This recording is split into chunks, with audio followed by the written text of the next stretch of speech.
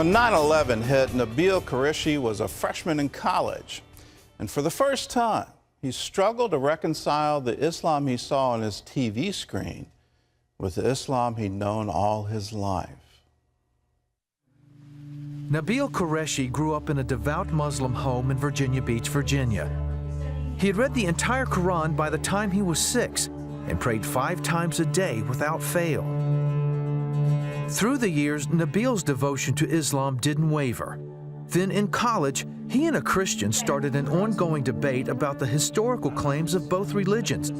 After 3 years, Nabeel realized that the gospel could withstand rigorous scrutiny and Islam could not. In his book, Seeking Allah, Finding Jesus, Nabeel describes his quest to defend Islam and what it cost him when he discovered the truth. On the precipice of death.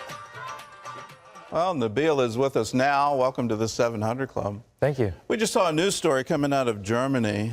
What is the significance of an imam giving the call of prayer in a church? What does that mean? Well, we have to understand the context in Germany. They've been wrestling with multiculturalism for a while. We know Angela Merkel in 2010 said multiculturalism has failed. So you have many different issues colliding in Germany right now. But we do know that in the past, when an imam has recited the adhan in a church, it had been dedicated as a mosque. So that history is there. But there's also this new wave of European Muslims trying to reconcile with Christians and create dialogue. So we have to weigh what exactly is going on. What is going on now in terms of Muslims? And you know, I would imagine there has to be a struggle with belief. On one side, you see suicide bombers who are praised in the mosques of Mecca and Medina and Jerusalem.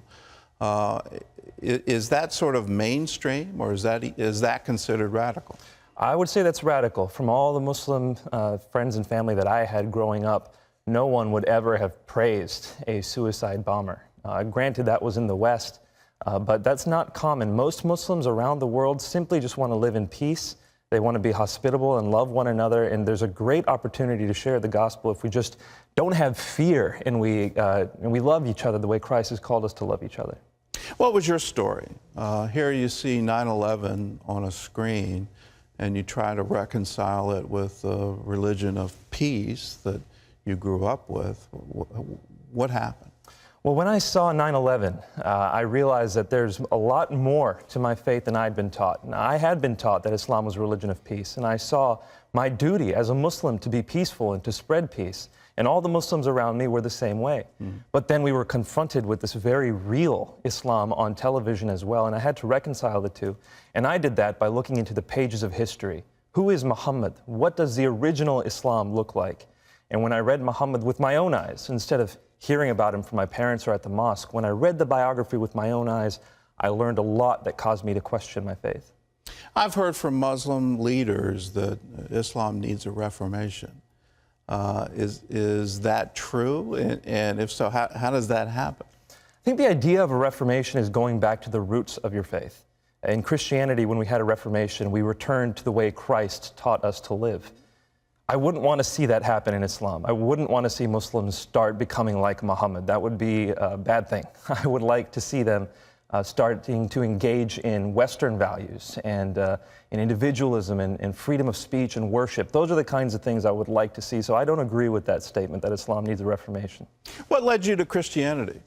You know, I think the book you've got, Seeking Allah and then Finding Jesus, is a fascinating account of, you know, sort of like Augustine's Confessions. What got you to start thinking that, well, maybe Islam isn't the way and there's another one? Well, when I was raised here in the States, I was taught that Islam was the truth and that Jesus never claimed to be God, and he did not die on a cross, and he certainly didn't rise from the dead.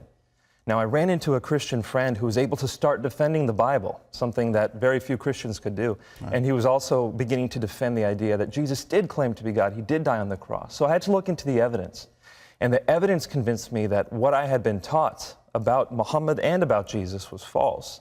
And it was at that point that I came to my knees before God, because I couldn't just accept Christianity. I'd have to give up my whole family, all my friends. I'd have to give everything up to become a Christian. So I asked God to show me directly through a dream or through visions who he was. And through a vision and 3 dreams, I accepted Christ. Tell us about those, because it's been my experience that I've never been able to argue somebody to believe. You know, as much as apologetics plays a role in just sort of getting the mind to say, well, maybe there's something here, you don't ever arrive at belief without a direct encounter. So what was the vision? Well, I think you're absolutely right. You have to have a direct encounter with God. Apologetics clears the way for you to see God and ask Him directly. All those barriers that were erected during my childhood had to come down.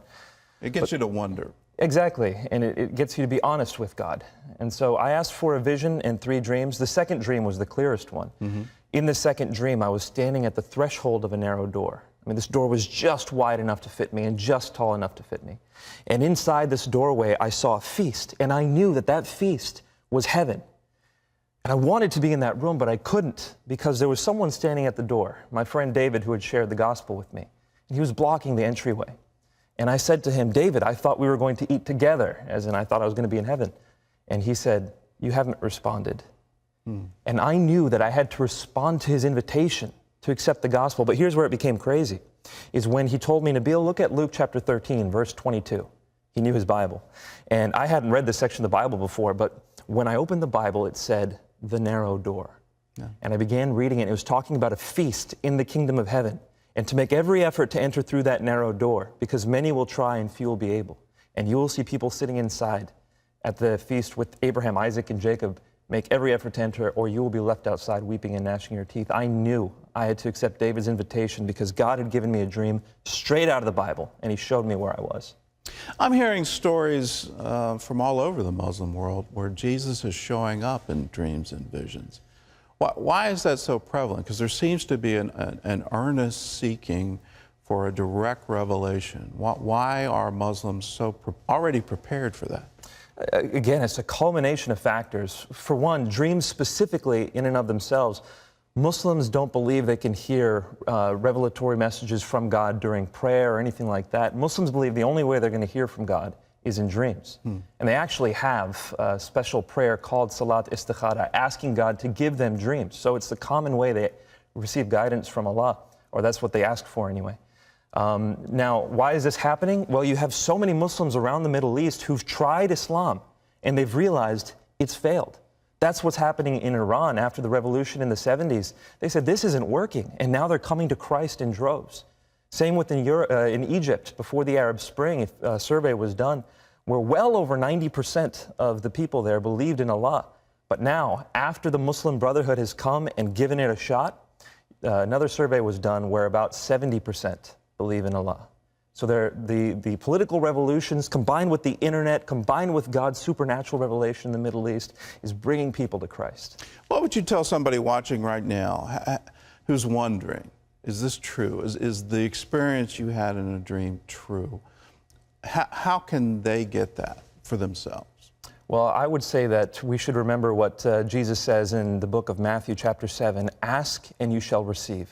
Seek and you shall find. Knock and the door will be open. If you're truly seeking God, if you come on your knees before Him, look, He loves you. He created this world with you in mind, and He died on the cross for you. He wants to reveal Himself to you. If you come to Him, you put Him first, and you say, I don't care who I have to lose. I don't care what it does to my life. I want to know God.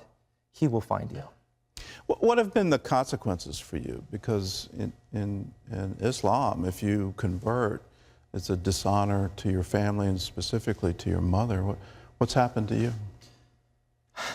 It's been very difficult.